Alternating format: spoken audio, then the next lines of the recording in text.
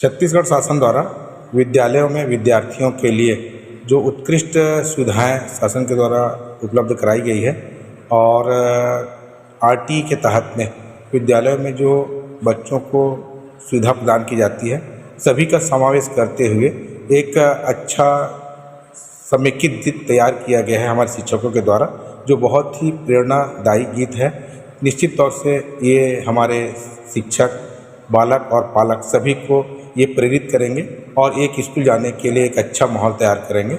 मैं अपने शिक्षकों को बहुत बहुत बधाई देता हूँ इस प्रकार के गीत तैयार करने के लिए। हमेशा इस प्रकार से गीत वो बनाते रहें और हमारे पालकों और बच्चों को उत्साहित करते रहें।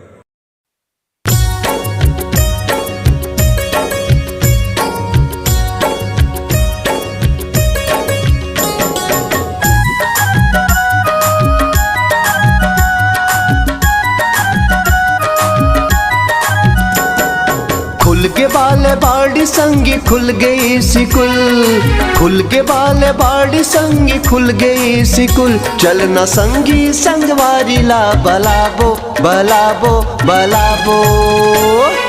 ए बाबू चलना स्कूल जाबो रे, चलना स्कूल जाबो।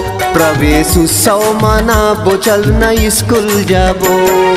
खुल के बाल बाड़ी संगी खुल गई स्कूल, खुल के बाल बाड़ी संगी खुल गई स्कूल। चलना संगी सहेली ला बलाबो बलाबो बलाबो। ए नोनी चलना स्कूल जाबो, वो चलना स्कूल जाबो। चलना स्कूल जाबो जी, चलना स्कूल जाबो।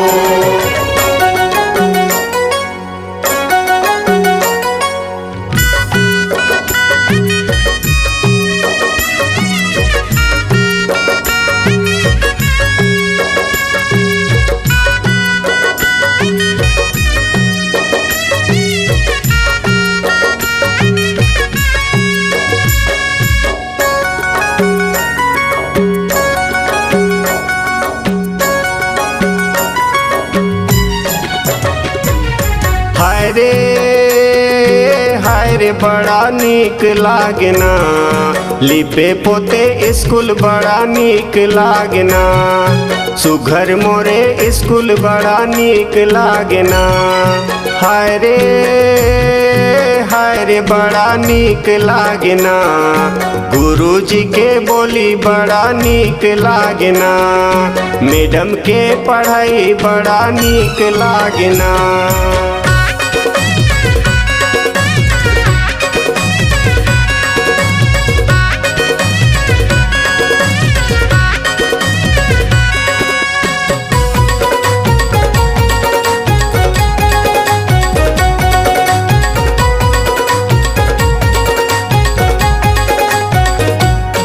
जगह जगह खुल गए, सबो जगह खुल गए आत्मानंद स्कूल। छत्तीसगढ़ में सुगर होते पढ़ाई छत्तीसगढ़ में, छत्तीसगढ़ में सुगर होते पढ़ाई छत्तीसगढ़ में। बड़ा बढ़िया हवाए, सबले बढ़िया हवाए सरकारी स्कूल छत्तीसगढ़ में। छत्तीसगढ़ में सुगर हवाए पढ़वैया छत्तीसगढ़ में, छत्तीसगढ़ में सुगर हवाए पढ़वैया छत्तीसगढ़ में।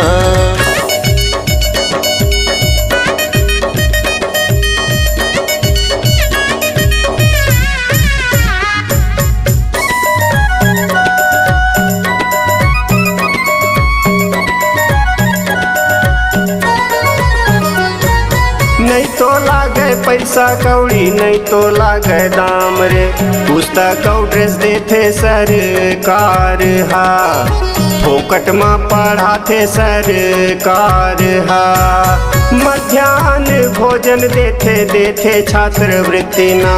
लागू होगे शिक्षक अधिकार ना, लागू होगे शिक्षक अधिकार ना। समग्र शिक्षा अभियान चलावत है हमर छत्तीसगढ़ सरकार हा, हमर छत्तीसगढ़ सरकार हा। अंगना में शिक्षा और संकट के बेरा में सुविधा देते पढ़े तुहर द्वार ना, सुविधा देते पढ़े तुहर द्वार ना।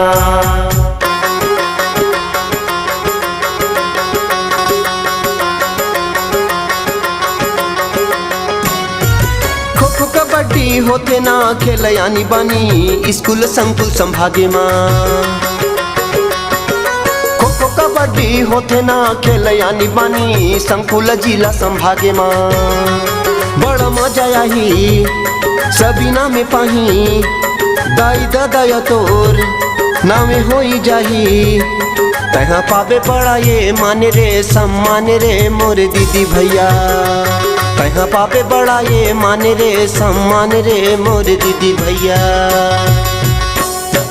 हर महीना आकलन होही जी भुलाबो ता गुरुजी सिखोही ना। हर महीना आकलन होही जी भुलाबो ता गुरुजी सिखोही ना। रटे के दिन है अब तो गुजर गे। रटे के दिन है अब तो गुजर गे। खेल खेल में पढ़ाई होही ना। हर महीना आकलन होही जी भुलाबो ता मैडम जी सिखोही ना। हर महीना आकलन होही जी भुलाबो ता मैडम जी सिखोही ना।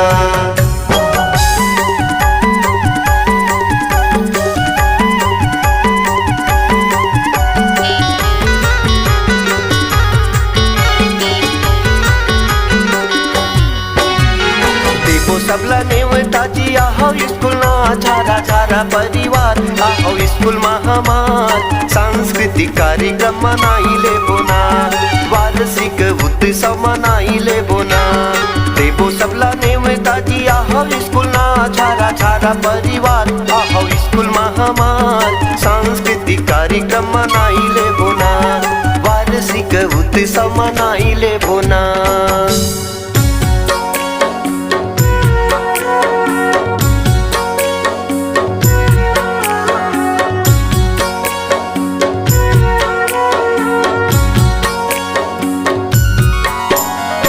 पढ़ाई लिखाई करबो बने चेत लगा के रे ध्यान लगा के रे संगी मोर।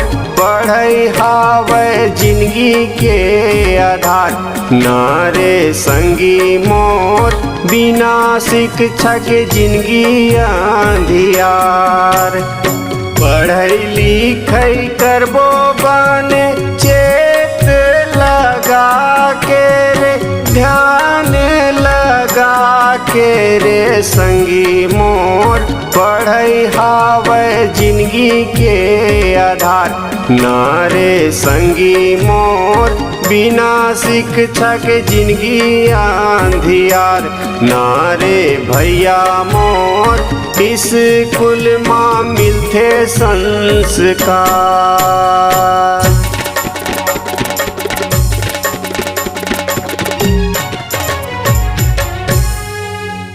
चल हाँ नोनी वो आगे दिन हाँ परीक्षा के। चल हाँ नोनी वो आगे दिन हाँ परीक्षा के। चल हाँ भैयागा आगे दिन हाँ परीक्षा के। चल हाँ भैया का आगे दिन हाँ परीक्षा के। अरे आगे दिन हाँ परीक्षा के भैया गा आगे दिन हाँ परीक्षा के। अरे आगे दिन हाँ परीक्षा के दीदी वो आगे दिन हाँ परीक्षा के। पढ़बो लिखबो बने बनबो जी सुजान। अरे यौवल आबो बने पढ़बो दे के ध्यान। भैया गा आगे दिन हाँ परीक्षा के। चल हाँ नोनी वो आगे दिन हाँ परीक्षा के।